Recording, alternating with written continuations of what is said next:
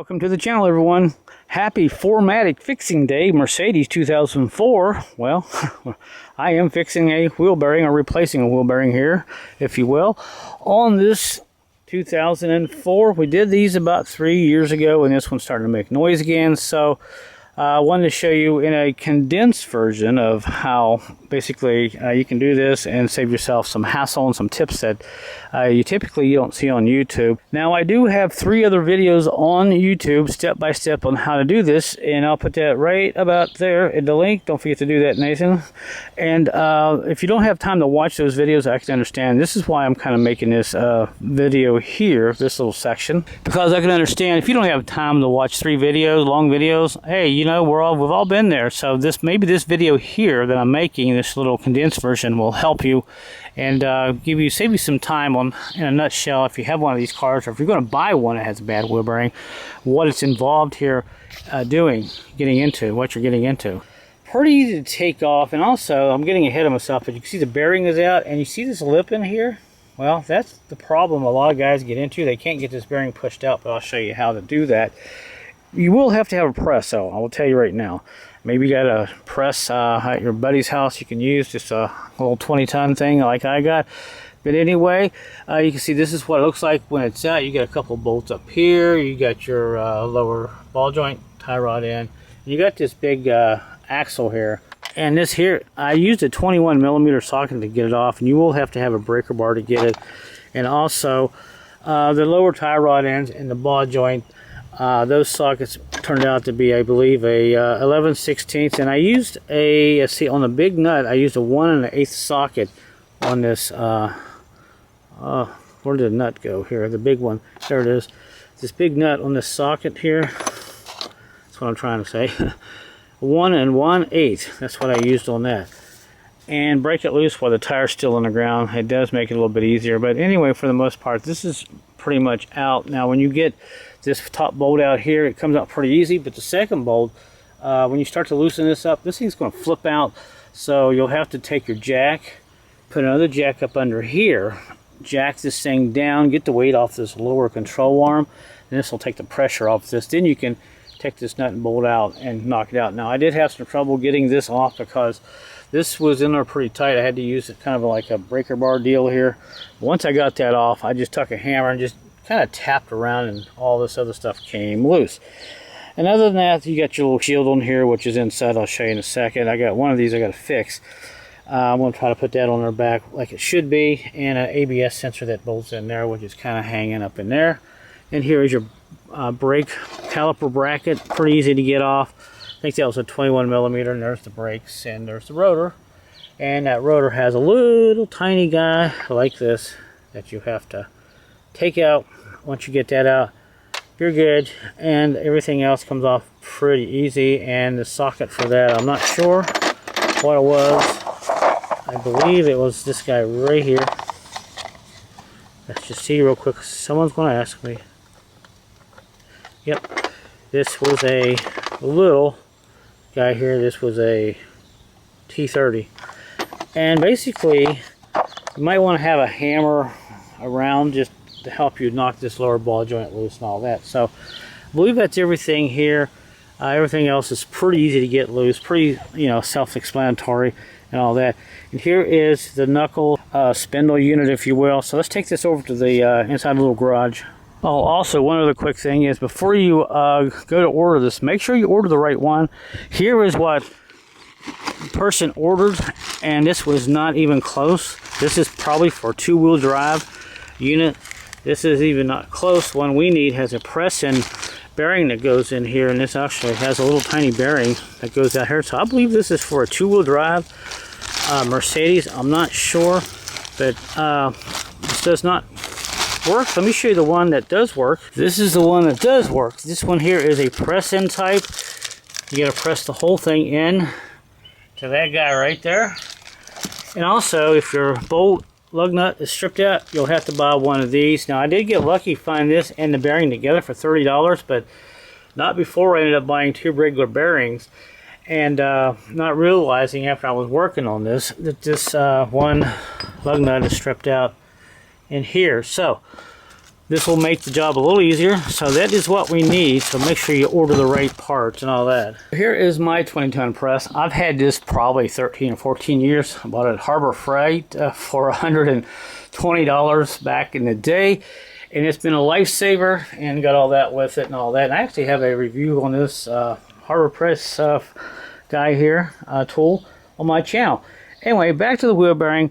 So pressing this out, it's not too bad. You just flip it over, and you got to figure out how you want to set this up on blocks and your press and everything. And this part here will come out like this, and the wheel bearing kind of came out like this in one piece, like this. There we go. And once I push this out and everything, there's a section that gets left in this hub here, which is this whole piece right here. And on the other side, if you notice, there's a beautiful lip here. Well, you have no excess to this bearing to knock it out. So what you have to do is take this other bearing, this will come out. Let's pretend that this is still in here like this. You take this bearing, flip it around like this, and you put this bearing back down in here,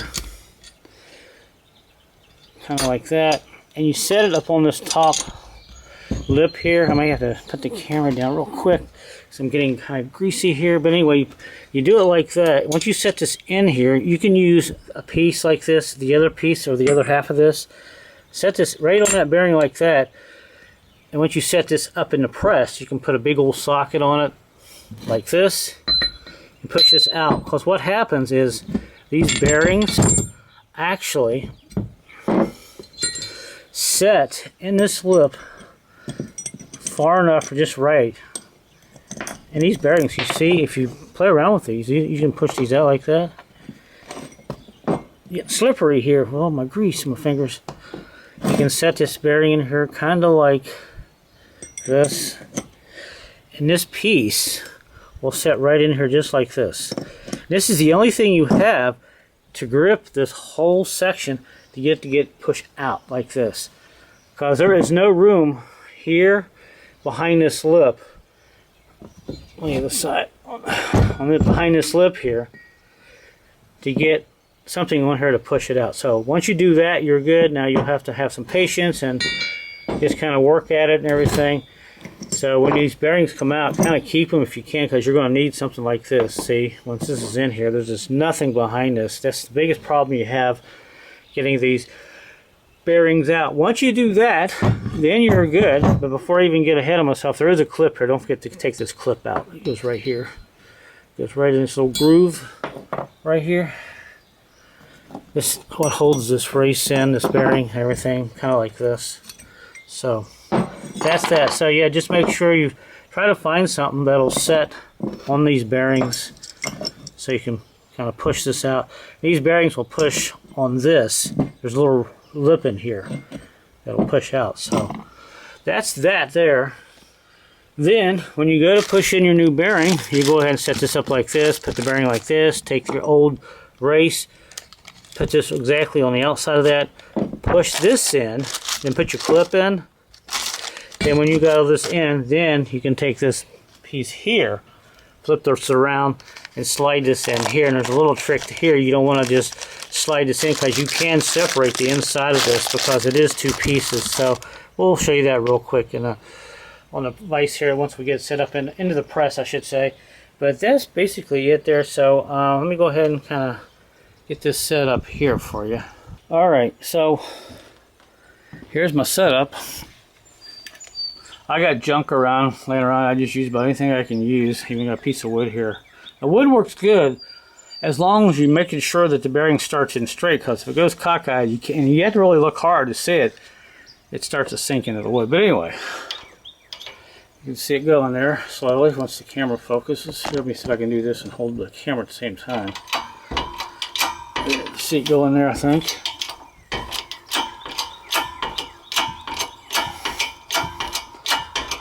I think the thing on top there is an old transmission gear. I keep a lot of junk in a box. You never know what you're going to need.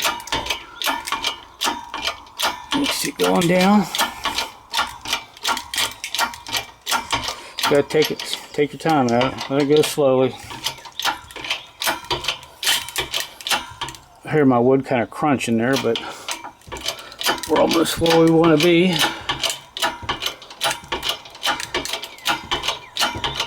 Hey, let me know where you're watching from right now.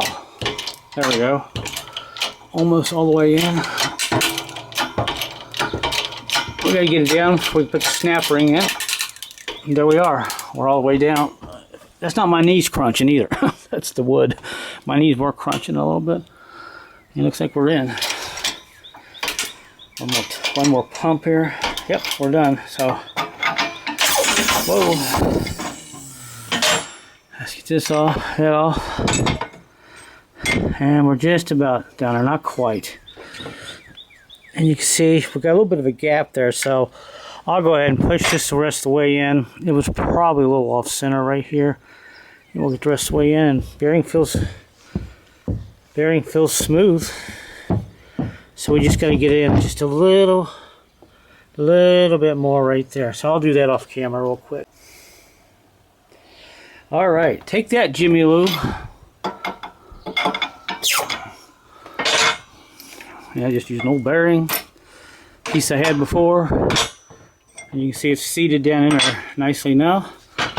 Take it out here and look at it. I had to use another piece here to kind of, and perfect. We're in our right where we should be. So you can see there's nowhere in here to get another piece on it to push this old bearing out. So.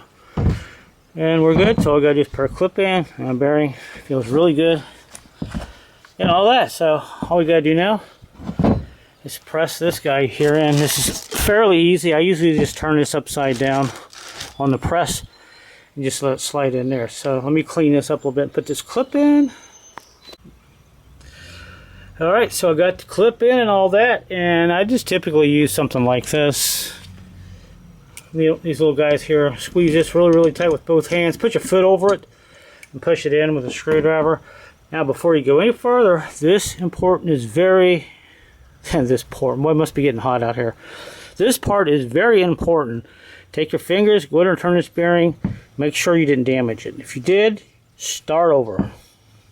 This one feels good, spins nice and smooth, no problems. And this side, the seal's in good shape. So now we are ready to go ahead and put this on. And one other quick thing, and it's a good thing I'm doing this because I just found out this hub will not fit on this axle. This one here is the one that was on here. Look how easy this goes on. No problem. The one I got, look at the splines. This is fine, more teeth. This was less. This is not going to fit.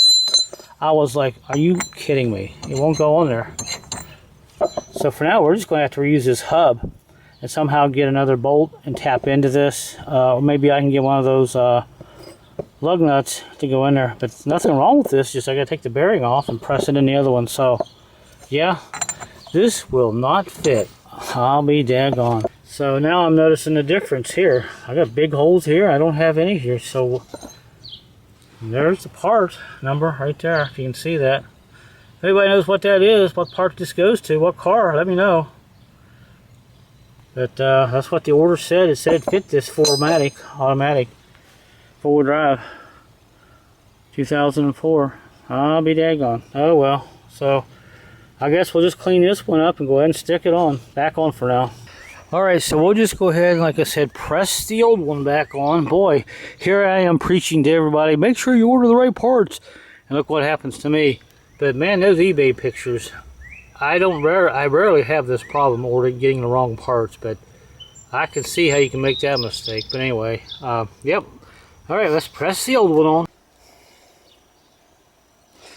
Alright, so here's my setup. There's the old hub upside down.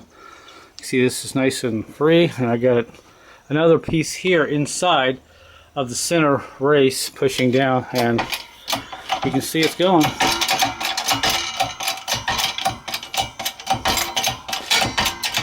That's basically all you got to do, and just go down as far as it'll go and call it a day. Alright, it's all the way down, and make sure it turns freely, and you're free. And here's what the top of it looks like with all the pieces here. I just basically have a race setting on the inside. Actually, let me correct myself. You should actually put something on the inside of this race there, like that. Hold that in place while you're pushing that up through there. If you do it on the outside, there's a chance you could damage that bearing. But yeah, if you can get something there just like about like that, or even a socket, that's even better right there, see? Alright, so that's that.